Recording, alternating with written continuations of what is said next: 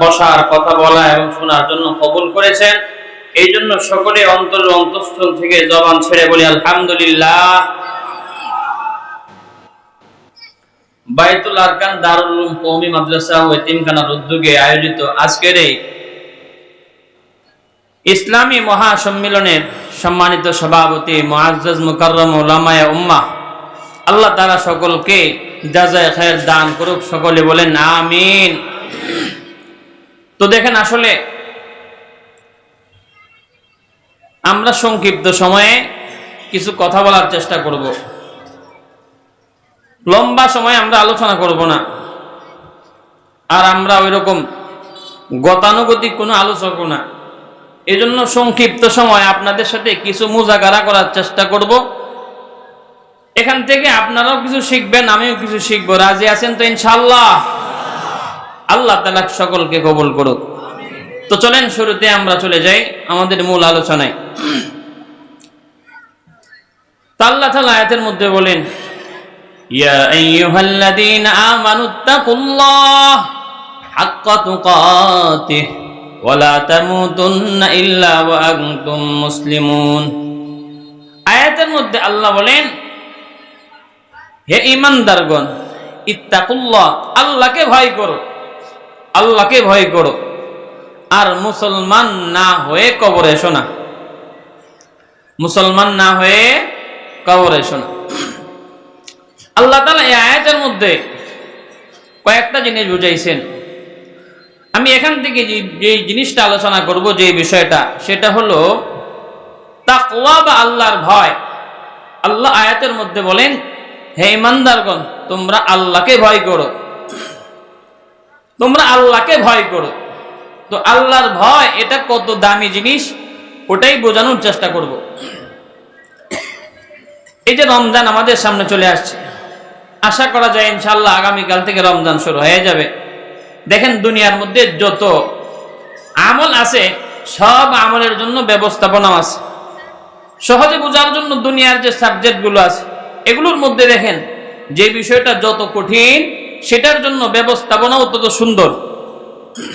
দেখেন, ইংরেজি বলেন, অঙ্ক বলেন, অনেক বিষয় আছে যেগুলো কঠিন। এই কঠিন বিষয়গুলোর জন্য আলাদা কোর্সেরও ব্যবস্থা আছে। তো অনেক গুণ আছে, এই গুণগুলো অর্জন করার জন্য লম্বা টাইম মেহনত করতে হয়। এর মধ্যে একটা হলো আল্লাহর ভয়। আল্লাহর ভয় অনেক দামি জিনিস, এই জন্য 2-4 দিনে হবে না। এই জন্য আল্লাহ তাআলা লম্বা একটা সময়ের ব্যবস্থা করেছেন, কোর্সের ব্যবস্থা করেছেন, প্রশিক্ষণের ব্যবস্থা করেছেন। লম্বা একটা সময় বান্দা রোজা রাখবে, রোজার মাধ্যমে মানুষের ভিতরে আল্লাহর ভয় চলে আসবে। দেখেন, আমরা রোজার বয়ান শুনলাম, রমজানের বয়ান শুনলাম, কি বলা হয়েছে? কুতিবা আলাইকুমুস সিয়ামু কামা কুতিবা আলাল্লাযীনা মিন ক্বাবলিকুম লাআল্লাকুম তাত্তাকুন। আল্লাহ তাআলা বলেন, রোজা তোমাদের জন্য ফরজ করা হয়েছে, কামা কুতিবা আলাল্লাযীনা মিন ক্বাবলিকুম লাআল্লাকুম তাত্তাকুন, যেমন ভাবে পূর্ববর্তী উম্মত এবং নবীদের উপর রোজা ফরজ করা হয়েছে।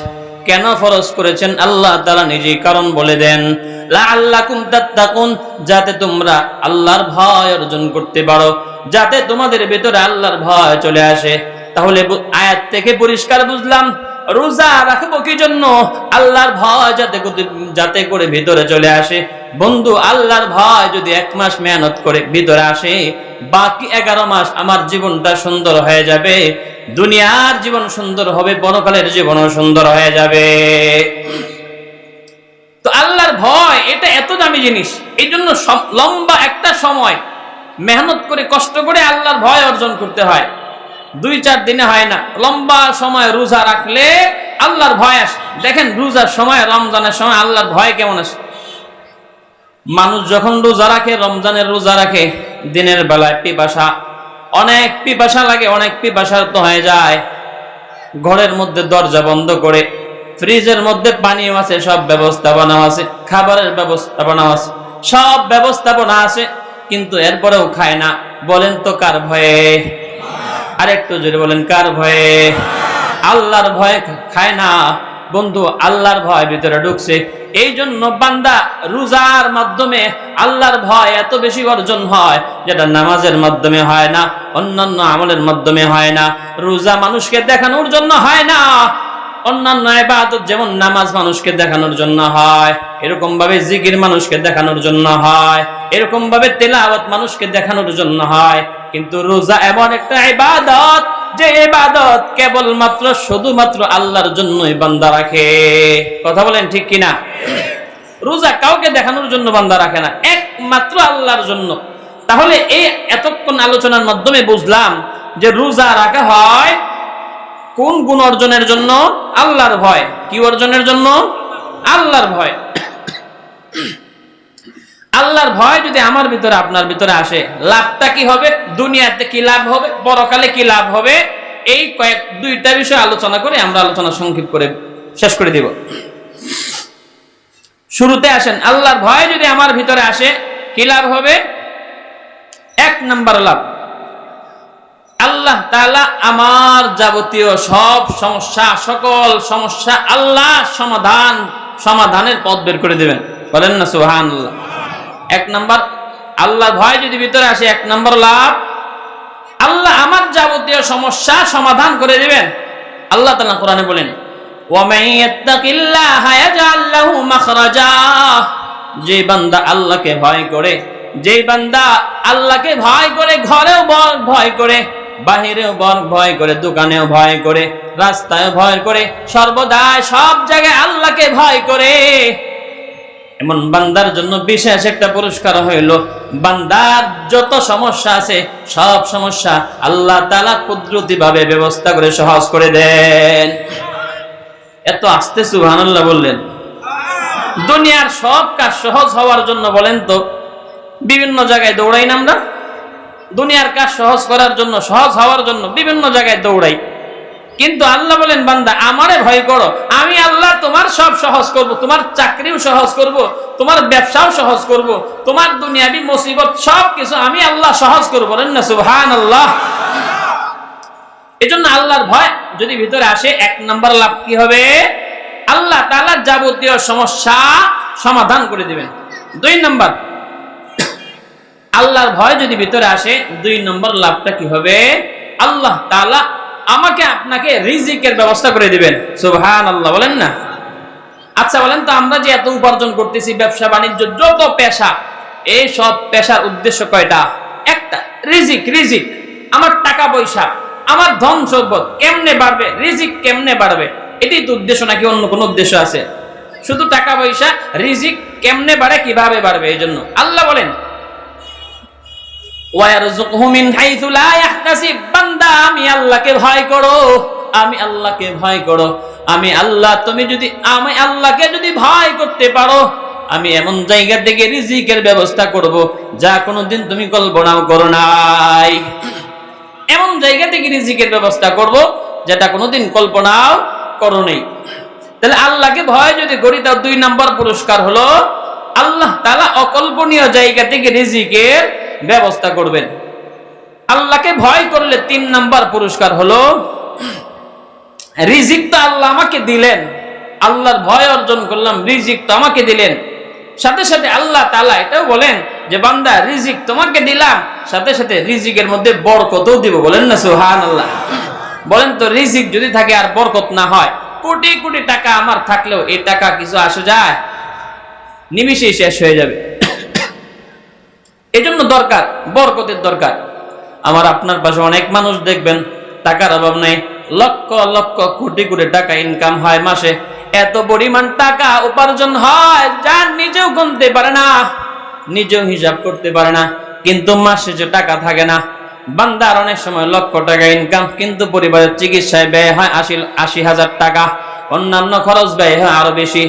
এরকম খরচ হইতে হইতে, ব্যয় হইতে হইতে লাখেও কাম হয় না, ১ লক্ষ টাকাও বান্দা চলতে পারে না। বলেন তো কোন জিনিসের অভাব?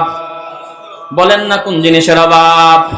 বরকত যদি বান্দার জীবনে না আসে, বান্দা যত উপার্জন করুক না কেন, বান্দার জীবনে যত উপার্জন করুক না কেন, বান্দা কোনোদিন সফল হইতে পারবে না। এই জন্য আমার আপনার জীবনে কোন জিনিসের দরকার? একটু আওয়াজ দিয়ে বলেন, কোন জিনিসের দরকার? আরেকটু আওয়াজ দিয়ে বলেন কোন জিনিসের দরকার? বরকত যদি হয়, আপনার ইনকাম যদি মাসে 20,000 থাকে, দেখবেন সংসার সুন্দর চলতেছে, কোনো টেনশন হয় না। এজন্য সাথে সাথে বরকতের দরকার। আল্লাহ কয় আমি আল্লাহ বরকত দিব। আল্লাহ তাআলা কোরআনে বলেন ওয়ালাউ আন্না আহলাল কুরা আমানু ওয়াত্তাকাউ লাফাতাহনা আলাইহিম বারাকাতিম মিনাস সামাই ওয়াল আরদ। আল্লাহ বলেন জমিনবাসী, গ্রামবাসী, জমিনবাসী যদি আল্লাহর উপর ঈমান আনতো, আল্লাহকে ভয় করত, আল্লাহ বলেন লাফাতাহনা আলাইহিম বারাকাতিম মিনাস সামাই ওয়াল আরদ, আসমান জমিনের বরকতের যত দরজা আছে আমি আল্লাহ সব দরজা খুলে দিতাম। আল্লাহকে ভয় করলে আল্লাহ বরকতের সব দরজা খুলে দিতেন। এজন্য আল্লাহকে ভয় করার দরকার আছে না নাই? আর একটু আওয়াজ দিয়ে বলেন আছে না নাই? সবচেয়ে বেশি দরকার। আল্লাহর ভয় যার ভিতরে আসবে ওই বান্দাটা দুনিয়াতে সবচেয়ে দামি। তো যাক, 3 নাম্বার 4 নাম্বার পুরস্কার, আল্লাহকে যদি কেউ ভয় করে 4 নাম্বার পুরস্কার যেটা, সেটা হলো আল্লাহ তাআলা সম্মান বাড়ায় দিবেন। কি বাড়ায় দিবেন? সম্মান বাড়ায় দিবেন। বলেন আমরা টাকা পয়সা এত কিছু অর্জন করি, এত কিছু উপার্জন করি, এই সব কিছুর মাকসাদ কি? সম্মান। মাকসাদ কি? সম্মান, মর্যাদা। বলেন তো আপনার এলাকার এমপি কি জন্য হয়? সম্মান পাওয়ার জন্য। নেতা কি জন্য হয়? সম্মান পাওয়ার জন্য। এমপি কি জন্য হয়? সম্মান পাওয়ার জন্য। মুফতি কি জন্য হয়? সম্মান পাওয়ার জন্য। দুনিয়ার যত পদ আছে, পদবি আছে, ডিগ্রি আছে, সব মানুষ অর্জন করে কেবলমাত্র শুধুমাত্র সম্মানের জন্য। আল্লাহ বলেন বান্দা তুমি সম্মান খুঁজতেছো মেম্বারের মধ্যে, চেয়ারম্যানের মধ্যে, নেতাগিরির মধ্যে, এরকম ব্যবসায়ী হওয়ার মধ্যে, টাকার মধ্যে। না না না, আমি আল্লাহ সম্মান টাকার মধ্যে রাখি নাই। আমি আল্লাহ সম্মান তোমার ব্যবসার মধ্যে রাখি নাই। আমি আল্লাহ সম্মান তোমার ধন সম্পদের মধ্যে রাখি নাই। আমি আল্লাহ তোমার সম্পদ এরকম ক্ষমতার মধ্যে, শক্তির মধ্যে রাখি নাই। আমি আল্লাহর কাছে সম্মানী এবং মর্যাদাবান ওই ব্যক্তি যার ভিতরে আল্লাহর ভয়, আমার ভয় সবচেয়ে বেশি। আল্লাহ তাআলা বলেন ইয়া আইয়ুহান নাস ইন্না খালাকনাকুম মিন যাকারিন ওয়া উনসা وجعلناكم شعوبا وقبائل لتعارفوا إن أكرمكم عند الله أتقاكم। আল্লাহ বলেন দুনিয়ার মধ্যে সবচেয়ে সম্মানী ওই ব্যক্তি যে বান্দা আমি আল্লাহকে সবচেয়ে বেশি ভয় করে। আয়াত থেকে পরিষ্কার বুঝলাম আল্লাহকে যে বান্দা বেশি ভয় করে সে সম্মানী, সে সবচেয়ে মর্যাদাবান। আয়াত থেকে পরিষ্কার হয়ে গেল আল্লাহ তাআলার পক্ষ থেকে সম্মান পাওয়ার জন্য কি টাকার দরকার আছে কিনা? একটু আওয়াজ দিয়ে বলেন টাকা দরকার আছে কিনা? টাকার দরকার নাই, এরকম ভাবে ক্ষমতার দরকার নাই। আল্লাহ বলেন তুমি ফকির হও, দরিদ্র হও, তুমি যে কোনো সেক্টরের হও, যত নিম্নমানের পেশা তোমার থাক না কেন, তোমার মধ্যে যদি আমি আল্লাহর ভয় থাকে, তোমাকে আমি দুনিয়াতেও সম্মানী করব, পরকালেও সবচেয়ে সম্মানী বানায় দেব। তাহলে আল্লাহর ভয় যদি আসে, 4 নাম্বার পুরস্কার আল্লাহ তাআলা দুনিয়া আখিরাতে সম্মানী বানায় দিবেন। 5 নাম্বার, আল্লাহর ভয় যদি আসে, ভিতরে আসে, আল্লাহ তাআলা তাদের জন্য দুনিয়া এবং আখিরাতে স্পেশাল সুসংবাদের ব্যবস্থা করেছেন। বলেন না সুবহানাল্লাহ। দুনিয়াতে সুসংবাদ কি, পরকালে সুসংবাদ কি? সংক্ষেপে কথা হলো আল্লাহ তাআলা এক আয়াতের মধ্যে বলেন আলা ইন্না আউলিয়া আল্লাহি লা খাউফুন আলাইহিম ওয়া লা হুম ইয়াহজানুন الذين آمنوا وكانوا يتقون لهم البشرى في الحياة الدنيا وفي الآخرة। আল্লাহ বলেন আল্লাহর বন্ধু যারা হবে তাদের কোনো ভয় নেই, কোনো টেনশন নাই, কোনো চিন্তা নাই। আল্লাহর বন্ধু কারা? আল্লাহ নিজেই পরিচয় দেন, যারা আল্লাহর উপরে ঈমান আনে এবং আল্লাহকে যারা ভয় করে। এরপরে আল্লাহ তাআলা বলেন যারা আল্লাহকে ভয় করে, যারা আল্লাহকে সব সময় ভয় করে, আল্লাহ তাআলা তাদের জন্য সুসংবাদের ব্যবস্থা করেছেন। বলেন না সুবহানাল্লাহ। লাহুমুল বুশরা ফিল হায়াতিদ দুনিয়া ওয়া ফিল আখিরাহ, দুনিয়াতেও তাদের জন্য সুসংবাদ, পরকালেও তাদের জন্য সুসংবাদ। দুনিয়ার সুসংবাদটা অন্য আয়াতে পরিষ্কার আল্লাহ বলেন ইন্নাল্লাযীনা ক্বালু রাব্বুনাল্লাহু সুম্মা ইসতাকামু তাতানাজ্জালু আলাইহিমুল মালাঈকাতু আল্লা তাখাফু ওয়া লা তাহজানু ওয়া আবশিরু বিল জান্নাতিল্লাতী কুনতুম তুআদুন। আল্লাহ বলেন যারা ঈমানদার, যারা ঈমানের উপর অটল থাকবে, মৃত্যুর সময় আল্লাহ তাআলা শত শত ফেরেশতা তাদের কাছে পাঠাইবেন। যারা ঈমানের উপরে অটল থাকবে, এরকম বান্দার জন্য মৃত্যু সময় যখন হয়ে যাবে ওই বান্দার কাছে একটা দুইটা নয়, শত শত ফেরেশতা আসবে। ফেরেশতারা এসে বলবে, আল্লাহর বান্দা কোনো চিন্তা, কোনো টেনশন নাই, কোনো চিন্তা নাই, আল্লাহ তাখাফু ওয়ালা তাহজানু, কোনো ভয় নাই, কোনো চিন্তা নাই। মালাকুল মাউত আসবে, ফেরেশতারা দলে দলে আসবে, ফুল নিয়ে আসবে, এরকম ভাবে ফুল নিয়ে আসবে, এরকম সুগন্ধি নিয়ে আসবে। বান্দার সামনে এরকম ভাবে ফুল আর সুগন্ধি ধরবে, বান্দা এক ঘ্রাণে মুগ্ধ হয়ে যাবে। এর ভিতর দিয়ে আজরাইল জান কবজ করে নেবে, বান্দা কোনো সময় টের পাবে না। এই যে সুসংবাদ দেবে সামনে, ও আবশিরু বিল জান্নাহ, ফেরেশতারা বলবে, আল্লাহর বান্দা, আল্লাহর পক্ষ থেকে সুসংবাদ গ্রহণ করো, জান্নাতের সুসংবাদ গ্রহণ করো। তোমার জানটা কবজ হইতে দেরি হবে, তোমার রূহটা বের হইতে দেরি হবে, আল্লাহর জান্নাতে যাইতে দেরি হবে না। তাহলে দুনিয়াতে সুসংবাদ। এই যে 5 নাম্বার পুরস্কার, 6 নাম্বার পুরস্কার। বলেন তো, দুনিয়াতে আমরা সব কিছু করি, যত আমল, নামাজ, রোজা, হজ, যাকাত, এত আমল করি, এই সব কিছুর মাকসাদ হলো আল্লাহর ভালোবাসা পাওয়া। কি পাওয়া? আল্লাহর ভালোবাসা পাওয়া। একটা ভণ্ডকেও যদি আপনি জিজ্ঞেস করেন, ভাই তুমি তো ল্যাংটা মানুষ, তোমার তো শরীরে কাপড় নাই, এভাবে গান গাইতেছে কেন ল্যাংটা হইয়া? বলবে আল্লাহর ভালোবাসে। কি বলে? অনেকে বলে কি জন্য? আল্লাহর ভালোবাসে। তো দুনিয়াতে মানুষ অনেক কাজ করে আল্লাহর ভালোবাসা পাওয়ার জন্য। আল্লাহ বলেন, না না না, ভালোবাসা কোথায় পাইবা? ভালোবাসা পাওয়ার জন্য তোমার ভিতরে আমি আল্লাহর ভয় ঢুকাও। তোমার ভিতরে যদি আমি আল্লাহর ভয় ঢুকাইতে পারো, তাহলে আমি আল্লাহ তোমাকে ভালোবেসে আমার প্রিয় পাত্র বানায় নেব। আল্লাহ বলেন, বালা মান আউফা বিআহদি ওয়াত্তাকা ফাইন্নাল্লাহা ইউহিব্বুল মুত্তাকিন। আল্লাহ বলেন, দুনিয়াতে যারা আল্লাহকে ভয় করে, যারা আল্লাহকে সব সময় ভয় করে, আল্লাহ তাদেরকে সবচেয়ে বেশি পছন্দ করেন, মুহাব্বত করেন। বলেন না আল্লাহু আকবার। আল্লাহ তাআলার মুহাব্বত যদি পেতে চাও, আল্লাহর ভয় ভিতরে ঢুকাইতে হবে। আল্লাহর ভয় যদি ভিতরে ঢুকে, আল্লাহ তাআলা তোমাকে আমাকে দুনিয়াতেও মুহাব্বতের পাত্র বানাবেন, এমনকি কিয়ামতের কঠিন ময়দানেও আল্লাহ তাআলা তোমার জন্য আমার জন্য সাহায্যকারী হয়ে যাবেন। এজন্য আল্লাহর ভয় দামি জিনিস। তো দুনিয়াতে আল্লাহর ভয় যদি আমার ভিতরে আসে, লাভ হবে কয়টা? 6টা। কয়টা? 6টা। অনেক লাভ আছে, এর মধ্যে দুনিয়াতে লাভ 6টা বললাম। 1 নাম্বার, আল্লাহ তাআলা আমার সকল কাজ সহজ করবেন। 2 নাম্বার, আল্লাহ তাআলা আমার রিজিকের ব্যবস্থা করবেন। 3 নাম্বার, আল্লাহ তাআলা রিজিকের মধ্যে বরকত দান করবেন। 4 নাম্বার, আল্লাহ তাআলা দুনিয়াতেও আমাকে সম্মানী বানায় দিবেন, পরকালেও সম্মানী বানায় দিবেন। 6 নাম্বার, আল্লাহ তাআলার ভালোবাসার প্রিয় পাত্র বানায় নেবেন। বলেন না আল্লাহু আকবার। কারা কারা এই 6 গুণ অর্জন করতে চান? কারা কারা এই 6টা পুরস্কার পাইতে চান? আল্লাহ তাআলা সকলকে কবুল করুক। সকলে বলেন আমিন। এই হলো 6টা পুরস্কার দুনিয়াতে। পরকালে অনেকগুলা পুরস্কার আছে, আমি 2টা পুরস্কারের কথা আলোচনা করছি।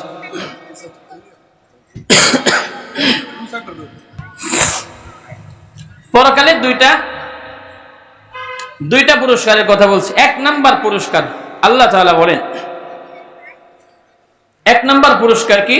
আল্লাহ তাআলা বান্দার জীবনের যাবতীয় সব গুনাহ মাফ করে দিবেন। বলেন না সুবহানাল্লাহ।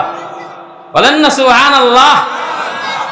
আল্লাহ বলেন, ওয়া মান ইয়াত্তাকিল্লাহা ইউকাফির আনহু সাইয়্যাতিহি ওয়া ইউযিম লাহু আজরা।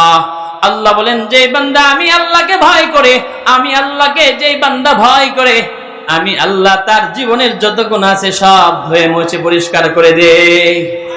বন্ধু ভালো করে খেয়াল করেন, আয়াতের মধ্যে আল্লাহ বলেন ইউকাফির আনহু সাইয়্যাতিহি ওয়া ইউকাফির আনহু সাইয়্যাতিহি। আল্লাহ তাআলা বান্দার গুনাহগুলো মিটায় দেন। শুধু তাই না, ওয়া ইউযিম লাহু আজরা। আল্লাহ তাআলা ইউযিম লাহু আজরা, মহা প্রতিদান, বিরাট প্রতিদান দান করবেন। মুফাসসিরিন লেখেন, আল্লাহ তাআলা বান্দার গুনাহগুলো maaf করে সীমাবদ্ধ নয়, মুহাব্বতের সাথে আল্লাহ তাআলা আদর করে জান্নাতের মেহমান বানায় দিবেন। এই যে আল্লাহ তাআলা, আল্লাহর ভয় যদি ভিতরে ঢুকে, পরকালে কয়টা লাভ? 2টা লাভের একটা হলো আল্লাহ তাআলা আমার জীবনের গুনাহ maaf করে দিবেন। এখন কথা হইল, হুজুর যে গুনাহগুলো আল্লাহ মাফ করেছেন, মুছে দিয়েছেন, দেখেন এখানে আল্লাহ তাআলা ইউকাফির আনহু সাইয়্যাতিহি, এখান থেকে একটা বিষয় পরিষ্কার, আল্লাহ যে গুনাহগুলো মুছে দিবেন, এই জায়গাগুলো আল্লাহ সওয়াব দিয়ে ভরে দিবেন। বলেন না সুবহানাল্লাহ। বান্দা যদি জীবনে 80 বছর গুনাহ করে, 70 বছর গুনাহ করে, 90 বছর গুনাহ করে। সাধারণ গুনাহ নয়, বান্দা জীবনভর শিল্পী ছিল, বান্দা জীবনভর গান গাইছে, এরকম ভাবে খারাপ কাজের মধ্যে খারাপ কথা বলতো, বান্দা গানে গানে জীবনটাকে শেষ করে ফেলেছে। মুফাসসিরিন লেখেন, বান্দা যখন তওবা করবে, আল্লাহর ভয় যখন ভিতরে আসবে, বান্দা যখন তওবা করবে, আল্লাহ তাআলা 80 বছরের গুনাহ maaf করে আল্লাহ তাআলা 80 বছরের সওয়াব দিয়ে ভরে দেন। আরেকটু জোরে বলেন না সুবহানাল্লাহ। 80 বছরের সওয়াব দিয়ে ভরে দেন। কেন ভরে দেন? কেন ভরে দেন?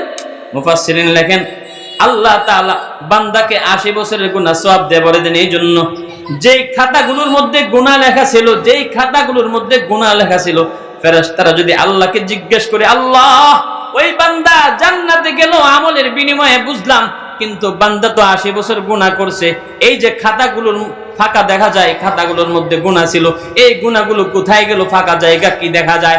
ফাঁকা জায়গাগুলোর বিষয়ে যখন আল্লাহকে প্রশ্ন করবে, এই জন্য আল্লাহ তাআলা এই প্রশ্নের সুযোগ রাখেন নাই, বরং খালি জায়গাগুলো, গুনাহগুলো মুছে খালি জায়গাগুলো আল্লাহ তাআলা সওয়াব দিয়ে ভরে দেন, যাতে ফেরেশতারা জিজ্ঞেস না করতে পারে আল্লাহ খালি জায়গায় কি ছিল। এজন্য আল্লাহ তাআলা এগুলো সব দিয়ে ভরে দেন। 2 নাম্বার পুরস্কার হলো আল্লাহ তাআলা জান্নাত দান করবেন। 2 নাম্বার পুরস্কার, পরকালে 2 নাম্বার পুরস্কার আল্লাহ তাআলা জান্নাত দান করবেন। আল্লাহ বলেন, ওয়ালিমান খাফা মাকামা রাব্বিহি জান্নাতান। আল্লাহ বলেন, যেই বান্দা আমি আল্লাহকে ভয় করবে, যেই বান্দা হাসরের মাঠে আমি আল্লাহর সামনে দাঁড়ানোর ভয় করবে, যেই বান্দা ফুলসিরাতের ভয় করবে, যেই বান্দা জাহান্নামের ভয় করবে, ওয়ালিমান খাফা মাকামা রাব্বিহি জান্নাতান, সেই বান্দার জন্য আমি আল্লাহর পক্ষ থেকে স্পেশাল 2টা জান্নাত। কয়টা জান্নাত? 2টা জান্নাত। তাহলে আল্লাহকে যদি কেউ ভয় করে, আল্লাহ তাআলা জান্নাত দান করবেন। অন্য আয়াতে আল্লাহ আরো পরিষ্কার বলেন, তিলকাল জান্নাতুল্লাতী নুরিসু মিন ইবাদিনা মান কানা তাকিয়া। আল্লাহ বলেন, জান্নাতের উত্তরাধিকার তাদেরকে বানাইব, জান্নাতটা তাদেরকে দেব যারা দুনিয়ার মধ্যে আমি আল্লাহকে বেশি বেশি ভয় করে। তাহলে এতক্ষণ আলোচনার মাধ্যমে আমরা কি বুঝলাম? আল্লাহর ভয় যদি আমার ভিতরে আসে, তাহলে দুনিয়াতেও আমি সম্মানী হব, পরকালেও সম্মানী হয়ে যাব। দুনিয়াতে 6টা পুরস্কার পাবো, পরকালেও আমি 2টা পুরস্কার পাবো। দুনিয়ার যে 6টা পুরস্কারের কথা আমি আলোচনা করলাম, এই 6টা পুরস্কার যদি কেউ পায়, দুনিয়ার মধ্যে আর কিছু দরকার আছে? একটা আওয়াজ দেবেন, আছে? এই 6টার বাইরে আর কিছুর প্রয়োজন নেই। পরকালে যে 2টা পুরস্কারের কথা বললাম, আল্লাহ গুনাহ মাফ করবেন, 2 নম্বর আল্লাহ তাআলা জান্নাতের মেহমান বানাবেন। বলেন তো এই 2টা ছাড়া আর কিছু দরকার আছে? আল্লাহ তাআলা সকলকে কবুল করুক, সকলে বলেন আমিন। তো ভাই দেখেন, আমার মধ্যে, আপনার মধ্যে আল্লাহর ভয় কেমন? আমার মধ্যে আপনার মধ্যে আল্লাহর ভয় নাই বললেই চলে, নাই বললেই চলে।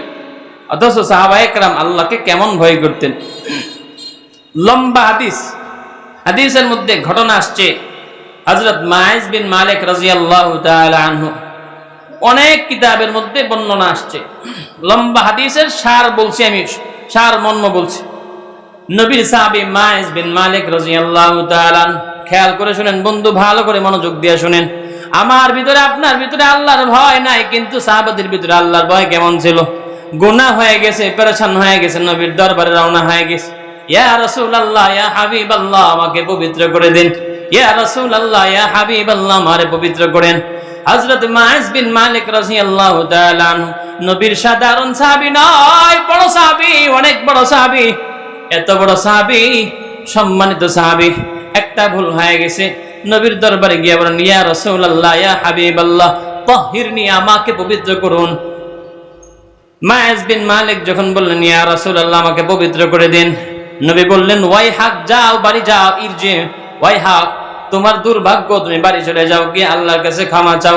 আল্লাহর কাছে ক্ষমা চাইলে আল্লাহ তোমার জীবনের গুনাহ মাফ করবেন।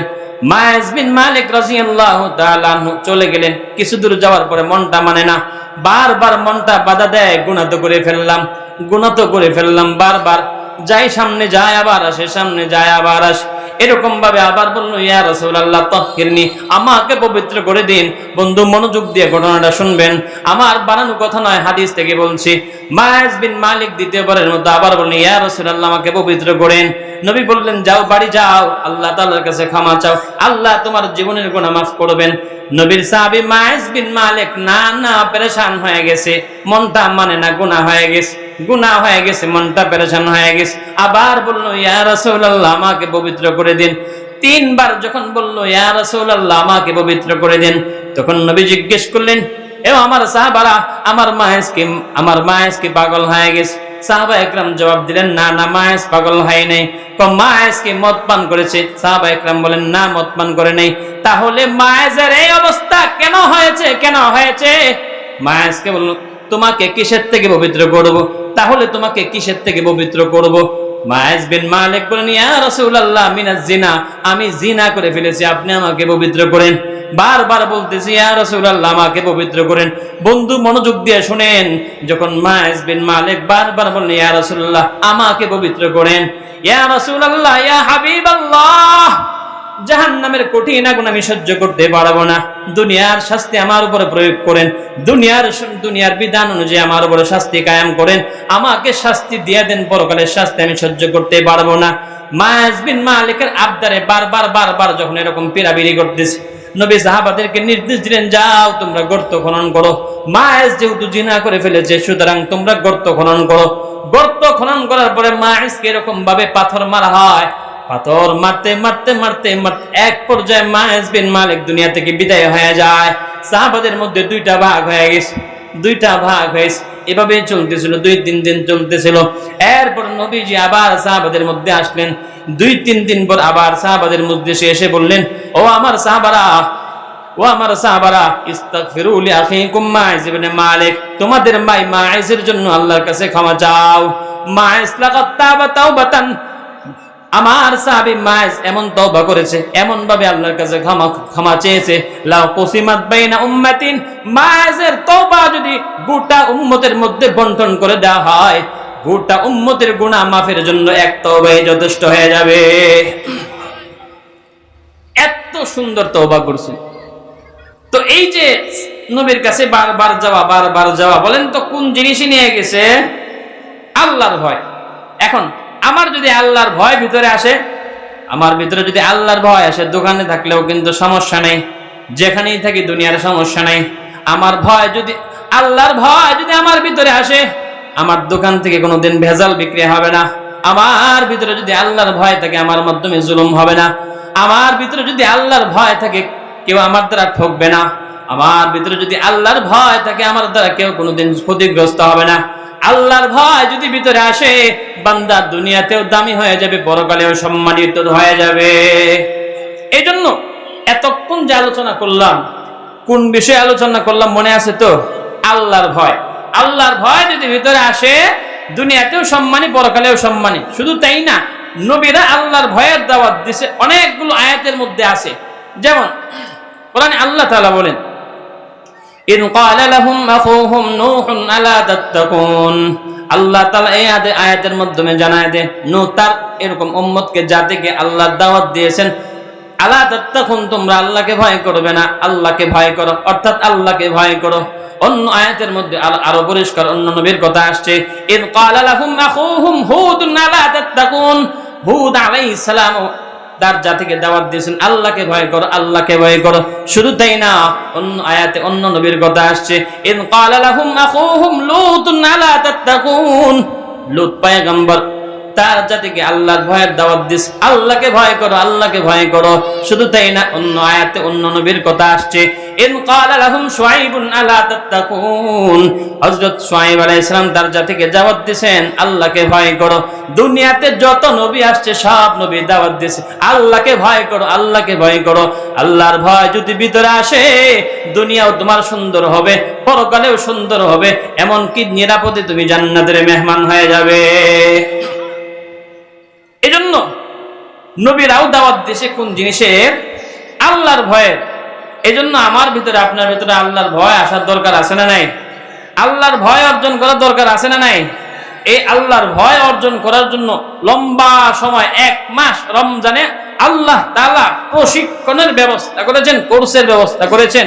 এই 1 মাস যদি কেউ সুন্দরভাবে রমজানের রোজা রাখার মাধ্যমে আল্লাহর এই কোর্স প্রশিক্ষণের ব্যবস্থা এটা যদি পরিপূর্ণভাবে কেউ গ্রহণ করে, বাস্তবে সে আল্লাহ তাআলার ওলি হয়ে মুত্তাকি হয়ে পরিপূর্ণ মুত্তাকি হয়ে যাবে। বলেন না সুবহানাল্লাহ। রমজান মাসে আল্লাহর ভয় যদি ভিতরে আসে, বাকি 11 মাস সুন্দর। এজন্য রমজান মাস হলো আল্লাহর ভয় অর্জনের মাস। তো ভাই, আপনার ভিতরে আমার ভিতরে কিভাবে আল্লাহর ভয় আসে, এটা হলো কথা। আল্লাহর ভয় আসবে কয়েকটা মাধ্যমে। 1 নাম্বার, দ্বীনি কিতাব বেশি বেশি পড়লে। বলেন কি? দ্বীনি কিতাব বেশি বেশি পড়লে। 2 নাম্বার, আলেমদের সোহবতে থাকলে। 2 নাম্বার, আলেমদের সোহবতে থাকলে। 3 নাম্বার, নীরবে নিভৃতে বেশি বেশি আল্লাহর কাছে কান্না করলে। এই 3টা কাজ যদি করতে পারেন, আল্লাহর ভয় আমার ভিতরে আপনার ভিতরে চলে আসবে। তখন ভাই আপনার আমার পরিবার সংসার সব সুখী হয়ে যাবে, যাবতীয় সব সমস্যা এমনিতেই সমাধান হয়ে যাবে। আল্লাহ তাআলা আমল করার তৌফিক দান করুক। ওয়া আখির দাওয়ানা আনিল হামদুলিল্লাহি রাব্বিল আলামিন।